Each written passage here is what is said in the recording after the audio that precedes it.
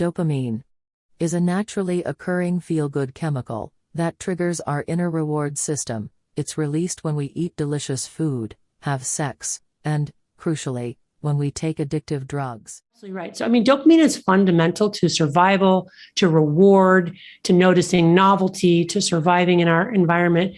I guess what I'm talking about is, I think at the end of the day, though, for most people, email is work. But if you notice that it really is sort of rewarding and enhancing and distracting, then it would be something like, well, when I get to the end of my workday at 5 p.m., I'm not going to check email again for the rest of the day. So again, that would be a way of experimenting with not bookending your day with the checking of the email. Got it.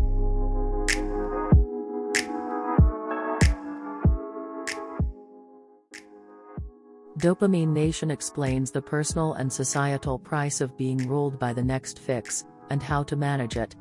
No matter what you might find yourself overindulging in, from the internet to food to work to sex. Yeah. So this was an experiment done by sticking a probe into a rat's brain and measuring how much dopamine levels increased above tonic baseline levels with exposure to a variety of substances. So, chocolate increases dopamine levels 50 units above baseline. Food is about 100 units. I think nicotine is about 150.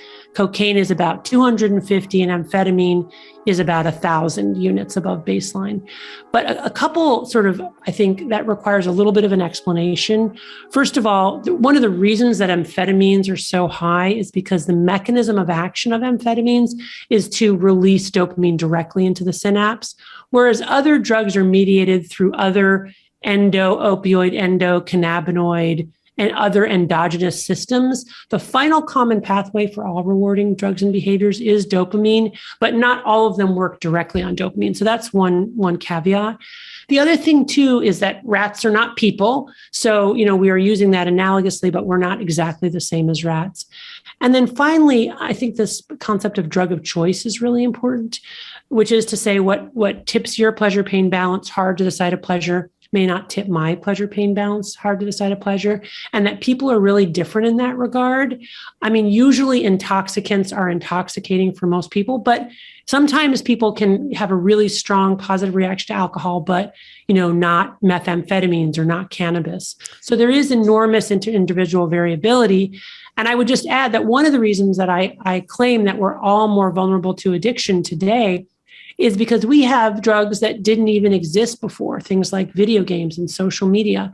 And even traditional drugs are so much more accessible that it's inevitable that each one of us is going to find that key that fits perfectly into our dopamine lock and turns it, making us all more vulnerable to the problem of addiction.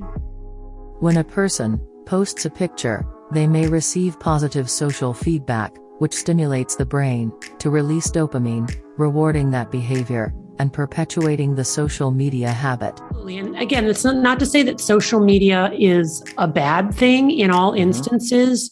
And some people for some people, it won't be a drug of choice at all. So it won't be a problem. I think it's probably more a problem for people for whom human connection is essentially their drug.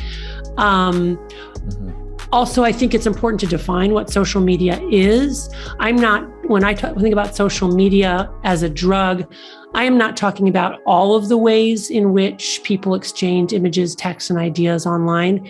And much of that can be really good and foster amazing, true, and intimate and adaptive connections. I'm really talking about the ways in which the media portion of social media has turned human connection into performance, and into posturing, and has engineered it to follow people around and essentially constantly amend what they're already looking at for increased novelty, which then triggers dopamine. Because again, if we look at the 4 aspects that make a drug more addictive, it's access, quantity, potency, and novelty. And when social media conspires to increase all of those 4 functions, you really do end up with a drug. Social media is really about human connection. It's we are evolved over millions of years to connect with other people. We are social creatures. Human connection has allowed us to find healthy mates, protect ourselves from predators, shepherd scarce resources. We release oxytocin when we make human connections. My colleague Rob Malenka recently showed that oxytocin binds to dopaminergic neurons in the reward pathway and releases dopamine. So we know that's all mediated by dopamine. So my guess is it's sort of on par with sex, not quite as potent, but it's in that human connection category. But getting back to your mindless scrolling bit, I mean, one thing that I think is interesting is the ways in which there's both the intentional sort of seeking out or treasure hunting that happens online that is related to dopamine. And then there is this scrolling that really is a kind of a mindless resting state, which I think is really fascinating because we do have what are called resting neural states. And these were discovered sort of by accident when people were put in fMRI machines to look at their brain activity engaging in certain specific tasks. And originally, researchers were very interested in what nuclei were stimulated during these specific tasks and ignored what the brain was doing in between tasks. But at some point, somebody realized, well, actually, there's some really interesting stuff occurring in this resting state, that mental resting network. Because what they found was that specific activities that required focus, concentration, lit up specific nuclei, but these resting mental networks were a kind of a cross dialogue of a diffuse set of nuclei all across the brain, integrating together in a kind of symphony, which is really fascinating because it suggests that this is a kind of a like the brain's heartbeat or a resting consolidation and integration period. To bring it back to your mindless thing, mindless scrolling. So these, this default resting mental network, these in between times, what we have learned is that they're really central for learning and consolidation of what we've been doing. These periods of rest are not just passive periods. They're periods where there's integration and consolidation of what came before. But what I am observing happening now is that people are not really, they're scrolling during these resting mental, that they're resting by scrolling.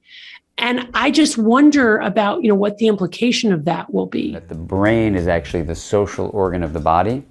We can understand why social media and brain functions would go hand in hand. That is, the reason social media took off in this last 10 years is because the brain is social and people really want to connect with each other.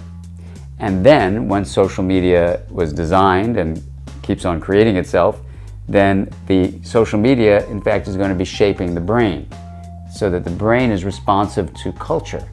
And in one of our research centers at UCLA, what we're able to show is that cultural experiences, that is, messages sent out in society that are mediated through communication, either one-on-one or mass media communication, actually shape the actual structure of the brain. Now, when you look at what area of the brain both sends out those nonverbal signals and receives them and makes sense of them, it's the right hemisphere of the brain.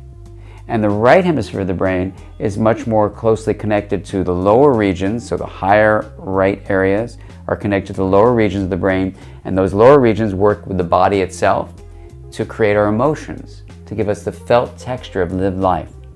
So one deep concern that I have as a developmental theorist and a developmental clinician is that the more and more people spend time not using nonverbal signals and instead use mostly verbal ones, that is, text with language that has this linear way of being distributed, you're activating primarily your left hemisphere, which in the brain is much more distant from the lower areas that help mediate emotion with the body.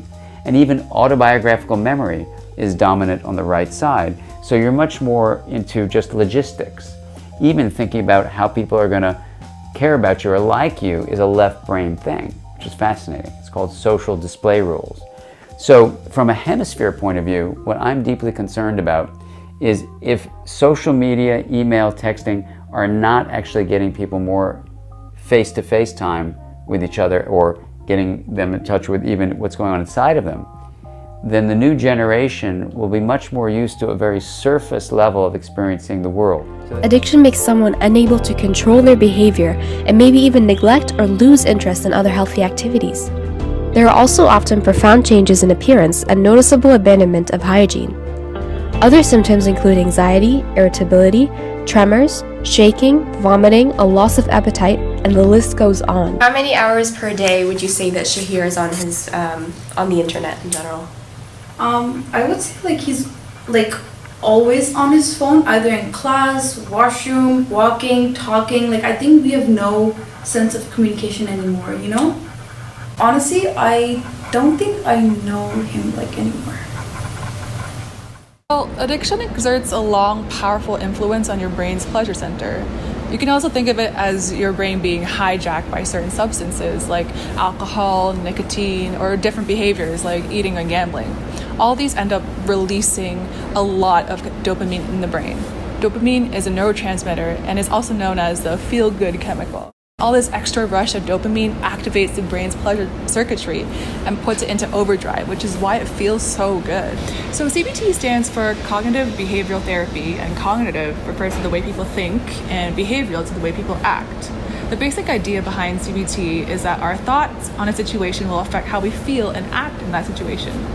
People who suffer from addictions often have cognitive distortions, which are negative thoughts blown way out of proportion. If we can help people think in a different way, their reactions and feelings will also change for the better. Since each patient is different, therapists have to work together closely with clients to develop personalized plans, so there needs to be a high level of trust, an alliance of sorts. CBT is used mainly for mental health disorders, but it's been adapted to also help those suffering from addictions. This focuses on reducing or even getting rid of the bad using habits and replacing them with healthier alternative behaviors. So, you need to take back control. Here's how to do it. 1. Turn off all notifications on your phone. 2. Tell people to call you if it's urgent. 3. Stop over-messaging. 4. Shed the pressure to respond right away to messages that don't need a response right away. 5. Take free days from social media. 6. Put your phone on sleep mode at night.